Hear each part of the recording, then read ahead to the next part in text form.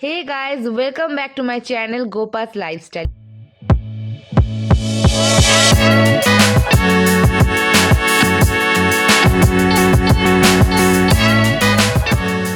After a long time তোমাদের জন্য নিয়ে এসেছি একটা ভেরি ইন্টারেস্টিং অ্যান্ড হেল্পফুল একটা recipe for weight loss and এটা টোটালি জিরো অয়েল দিয়ে বানানো।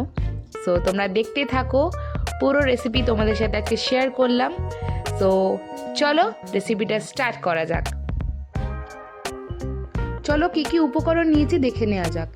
তো আমার ঘরে যেই সবজি ছিল সেগুলো ছোট ছোট করে চপিং করে নিয়েছি। তোমাদের ঘরে যেটা থাকবে সেটা অ্যাড করবে। টোটালি এটা আমি ভেজ বানিয়েছি। এখানে নিয়েছি বেসন, যে তুমি বেসন চিল্লা বানাবো, chaat masala, black pepper, salt. তোমরা চাইলে চাট মশলার জায়গায় লেবুর রসও অ্যাড করতে পারো। একটা মিক্সিং বোল নিয়েছি। আস্তে আস্তে ভেজিটেবলস যেগুলো চপিং করে রাখা ছিল সেগুলো আস্তে আস্তে এর মধ্যে মিশিয়ে নেব। তোমরা নিজেদের ইচ্ছা মতো ভেজিটেবলস অ্যাড করতে পারো।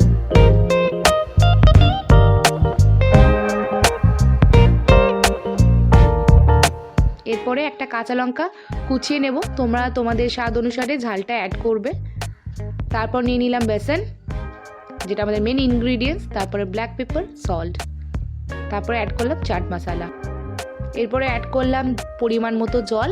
জলটা একটু সঠিকভাবে নিতে হবে, যাতে খুব বেশি ঠিক না হয়ে যায় আর খুব বেশি পাতলা না হয়ে যায়। এটা একদম মেজারমেন্টে ঠিকঠাকভাবে নিতে হবে। সো এভাবে একটা ব্যাটার বানিয়ে নিতে হবে। ব্যাটার একদম রেডি।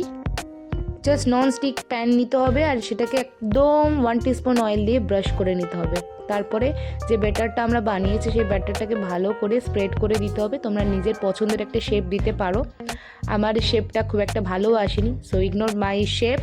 অ্যান্ড এটা জাস্ট ভালো করে সিদ্ধ হওয়ার জন্য এটাকে একটা ঢাকনা দিয়ে দিতে হবে আর একদম লো ফ্লেমে এটা কিছুক্ষণ রেখে দিতে হবে।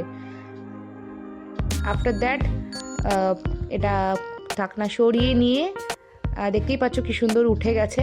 দেন অপোজিট সাইডে এটাকে উল্টে দিতে হবে যাতে ভেজিটেবলসগুলো ভালো করে সিদ্ধ হয়।